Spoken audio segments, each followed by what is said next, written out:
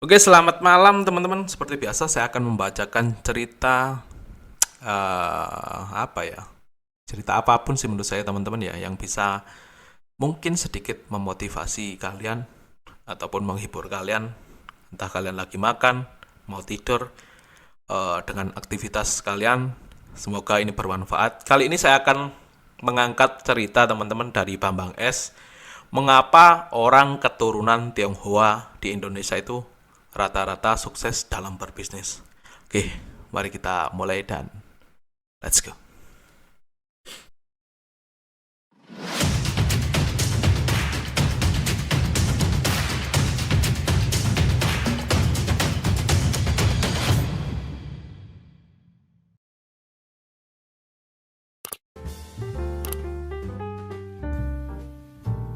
Oke, terima kasih masih di video ini. Buat kalian yang pengen berbagi cerita dengan saya, silakan bisa DM di IG, TikTok, ataupun email.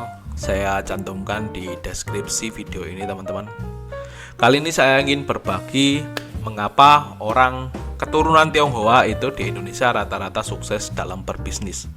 Apa prinsip sukses mereka yang jarang dimiliki orang lain, terutama pribumi di Indonesia?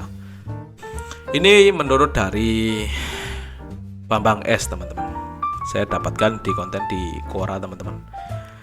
Ada dua toko bangunan di sekitar rumah saya. Dia ini bercerita ya, si Bambang S ini. Yang satu keturunan Tionghoa, yang satu lagi warga lokal biasa.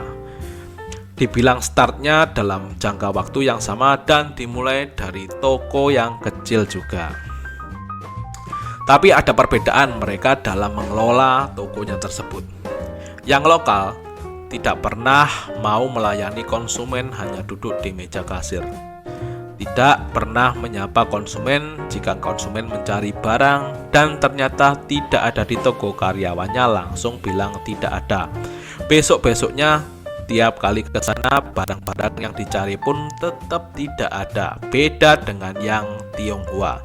Si Koko orangnya ramah, turut melayani konsumen bareng-bareng dengan karyawannya. Kalau ada konsumen yang mencari barang ternyata tidak ada, si Koko akan bilang habis dan ternyata untuk apa? Semisal konsumen bilang untuk bikin A, kemudian si Koko akan memberikan alternatif merek yang lain dengan kualitas yang hampir sama, sehingga konsumen bisa mendapatkan barang yang diinginkan walaupun itu beda merek. Setiap barang yang belum ada akan diisi sehingga toko semakin lengkap. Hasilnya dalam kurun waktu sekitar 5 tahun, toko yang lokal begitu-begitu saja tokonya, sedangkan toko si Koko ini makin besar. Bahkan bisa dibilang toko bangunan terbesar di kecamatan saya. Saya tidak menggeneralisir, ini kayaknya disclaimer dia, sifat pemilik toko Tionghoa dengan yang lokal seperti itu. Semua ya kebetulan saja di lokasi saya sikapnya seperti itu. Jadi di sini poinnya yaitu kalau ada orang yang kenapa sih keturunan Tionghoa itu selalu kayaknya sukses-sukses gitu ya dibandingkan para pribumi. Ya ini mungkin hanya kebetulan, tidak mengeneralisir. Cuma kebetulan yang sering kali terjadi, ya kalian lihat saja, emang etos kerjanya kayaknya beda teman-teman. Ketika saya tarik benang merahnya, yang pertama ya, ketika kalian memang pengen membangun usaha, ya lakukan. Yang pertama kalian tahu, usaha itu emang bukan hanya untuk mencari uang ataupun kehidupan kalian, tapi ya kalian suka menghadapi itu ya. Ketika kalian suka terhadap kayak contohnya tadi perabotan ataupun bahan-bahan bangunan, kalian suka mengulik itu ya, kalian buka yang berhubungan dengan bahan bangunan kayak gitu. Kalau kalian suka elektronik ya buka yang elektronik. Jadi kalian menjalani sebuah usaha dilandasi dengan suka, teman-teman. Kalian suka otomotif ya sudah, mungkin bisa opsinya buka bengkel ataupun kalian bisa jual beli motor, jual beli mobil, ataupun jual beli aksesoris dari otomotif tersebut. Jangan sampai kalian itu menjalani usaha kalian dengan setengah hati. Artinya kalian di sana hanya raganya saja karena emang nggak tahu mau ngapain. Misalkan modalnya cukupnya buat ini, tapi kalian paksakan, akhirnya nggak ada inovasi. Dan ketika orang menjalani dengan setengah-setengah, menurut saya ya hasilnya ya pasti bisa ditebak juga setengah-setengah gitu loh. Mungkin Tuhan bakal adil ketika kalian menjalani setengah-setengah. Usaha kalian nggak akan mati, cuma ya hidup nggak hidup, mati juga nggak mati, teman-teman.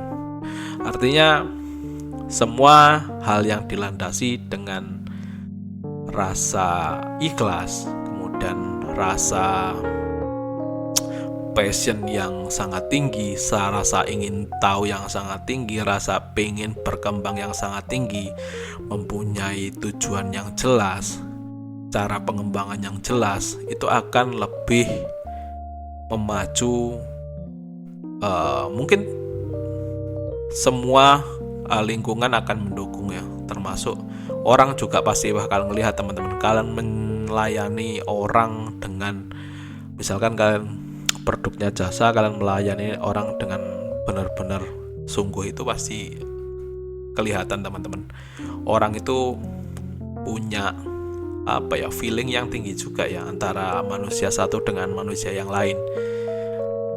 Bahkan orang saja ketika kita, misalkan teman kita ada yang ngerasa terganggu ataupun lagi sebel sama kita, kan kita ngerasa ya, oh kok teman kita yang satu ini kayaknya lagi nggak suka sama kita, makanya kita tanyakan.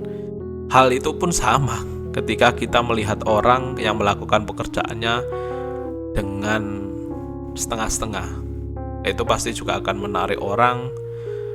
Ya akhirnya nggak rame kayak gitu ketika dicontohkan lagi dengan toko. Poin dari video kali ini yaitu, yang pertama bukan masalah etnisnya, bukan masalah suku kalian apa. Yang penting kalian tahu apa yang kalian lakukan, kemudian lakukan secara sungguh-sungguh, kemudian tahu yang kalian lakukan itu jangka panjangnya seperti apa, dan kalian mengerjakannya ya dengan sepenuh hati. Kuncinya di situ teman-teman. Jadi bukan masalah kenapa kok dia Tionghoa itu selalu sukses kemudian kita pribumi, ya enggak, ya karena kalian males saja, mungkin itu. Kuncinya ya berarti passion kalian bukan di situ ketika kalian menjalaninya setengah-setengah.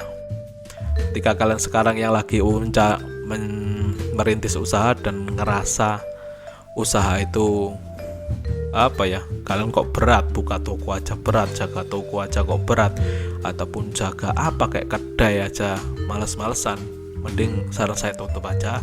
Cari yang benar-benar kalian suka dan enjoy melakukannya, jadi nggak terasa hal-hal itu bukan sebagai sebuah pekerjaan, tapi ya kalau bisa sebagai hobi kalian melakukannya dengan senang, dan semua pasti akan mendapatkan manfaatnya. Konsumen mendapatkan manfaatnya karena pelayanan kalian pun juga akan mendapatkan hasilnya karena sudah melayani dengan sepenuh hati. Itu sih menurut saya teman-teman. Untuk video kali ini sekian saja. Sekali lagi ini bukan masalah keturunan tapi ya terkait masalah sebuah pandangan ke depan tentang kehidupan yang dilandasi dengan rasa suka ataupun passion yang sangat tinggi terhadap sesuatu akan menghasilkan sesuatu yang baik pula. Sekian dari saya, semoga kali ini bermanfaat. Sekali lagi ketika kalian pengen share cerita kalian, silakan bisa hubungi saya di description video ini. Oke, sekian dari saya, ketemu di konten selanjutnya dan see ya.